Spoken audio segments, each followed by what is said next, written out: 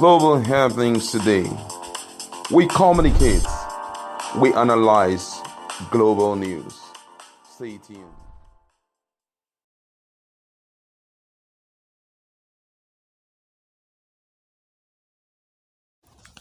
Hello, beautiful people. Welcome to Global Happenings Today YouTube channel.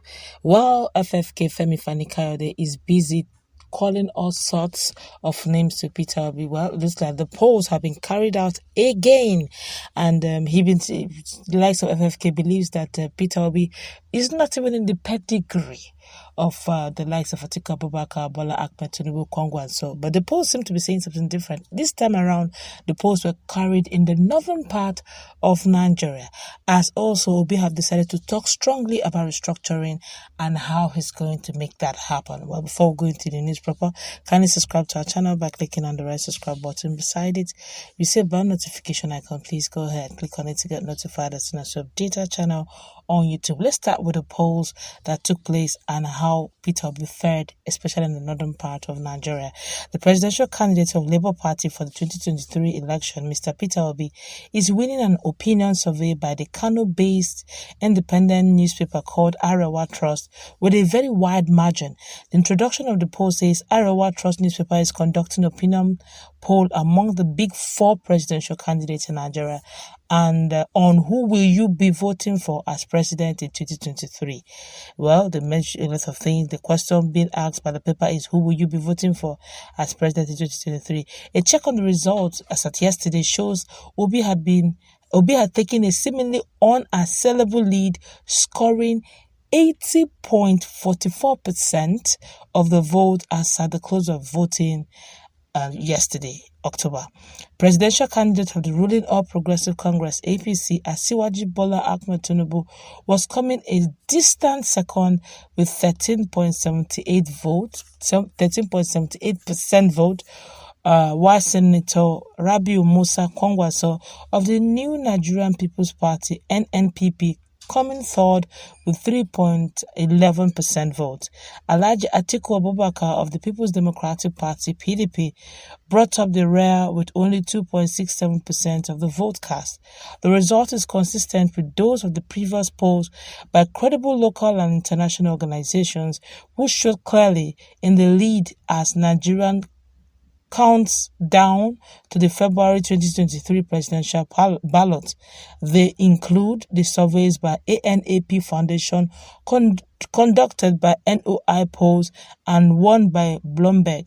Obi's campaign is being driven by Nigerian youth who have embarked on a series of massive obedience and obedient rallies across the country. Of course, a lot of Nigerians have been reacting to that. But let's find out how Peter Obi intends to restructure Nigeria with discernible autonomy to the state. That has always been what Afenifere has been clamoring for, and most Nigerians cut across the globe. Well, according to the news as well, the Labour Party presidential candidate Peter Obi has promised that if elected, his administration will allow states to thrive and enjoy discernible autonomy. Obi, who said this while speaking on the prospect of transformative governance in Nigeria at Harvard University, United States of America, promised to ensure that states producing oil and other mineral resources receive a higher derivation from the commodities extracted from their communities. He, however, added that other states will receive federal allocations that will also keep them viable, while resources will be shared equitably. He didn't stop there. He said, we shall ensure that in moving Nigeria forward, no state or community will be left behind. Pursuant to its statutory responsibility to protect, our government will promote equity in power and resource sharing. The federating unit will enjoy discernible autonomy. Resources will also be shared equitably. A higher derivation paid to all or solid mineral producing states will not be tantamount to other states not receiving federal allocations that should keep them viable. We must transcend the rhetoric that bedevils a robust debate on some of these national questions, the former Anambra governor said. Obi's comment is is against the backdrop of the long-standing agitation for restructuring and a call to abolish Nigeria's current federal arrangement with power concentrated at the center, which is the federal government. Right groups in Nigeria's oil-rich Niger Delta region have also intensified calls for resource control and an increase in the 13% derivation paid to them. Of course, Nigerians also have reacted to that. But let's look at this very critically. So let's start with the first news. There was a poll also carried online, the likes of FFK, the likes of, APC spokesperson, even Bola Ahmed Tinubu, the likes of SAN, Senior Advocate of Nigeria, Festus Keyamo, said that those polls are really not relevant. It doesn't translate to votes, and that just online, that most people who are probably going to vote are not online, and therefore they may not be able to capture that particular sector of Nigerians. And they believe that those things are not real, they're not viable, and that when the real election begins, we'll know the difference between the boys from the men. But it looks like online polls have always kept showing that Peter Obi is still in the pack.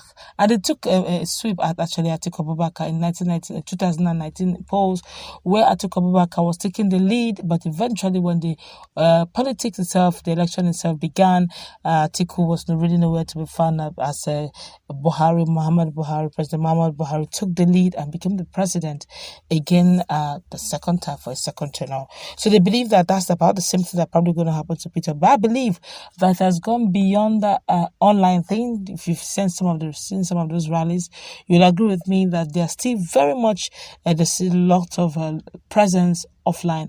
But this should really not scare Peter Obi supporters, but you should know that you're a force to be reckoned with, and you have become a cause for people to study. So whatever it is that's making Obi Dati rally movement very strong, whatever that it is that's making obedient movement very viable and formidable, they would want to study it and find out how to unravel it and possibly defeat it. So being the one taking the lead is a clear indication that people will come against you, people will scrutinize you to see what makes you thick and thin and see how they can dismantle your strength. So yes, it's normal, but I also believe that they should come out formidable. They shouldn't just rest their oars. If you check some of our videos, you see some of the videos where in our playlist, you see some of the videos where some of the northern youth have decided to take campaigning to the grassroots so that they would understand that, look, what you're saying, if you still want us to keep having insecurity, go ahead, vote on ethnical lines, vote on religious lines or regional lines. But if you want it done, vote on capacity, regardless of which region, which religion, but let's get Nigeria working first. Of course, there have been a lot of prophecies on that, but let's just take one or two statement here and comment and we'll wrap it up. This one here says, I pity Igbos on election day. My brother, I don't pity Igbos on election day. See, we are all in this together. If you vote in the wrong person, all of us, we are in this together. We will all enjoy it or endure it together. What are you pitying Igbos for? Are they the only Nigerians in Nigeria? Some persons are taking a dynamic and ethnical dimension to this, and it's wrong. Because the truth of the matter is, Obi, they keep saying they pity Obi. Obi is a self-made billionaire. Worst case scenario, he will leave Nigeria. That's worst case scenario. But the truth be told, it's all the Nigerian youth, the masses that will suffer, the elite. Worst case scenario, they will leave the country with their family. The poor are the one that will suffer. So don't pity any Igbo man. Pity all Nigerians that will get it wrong if eventually we get it wrong.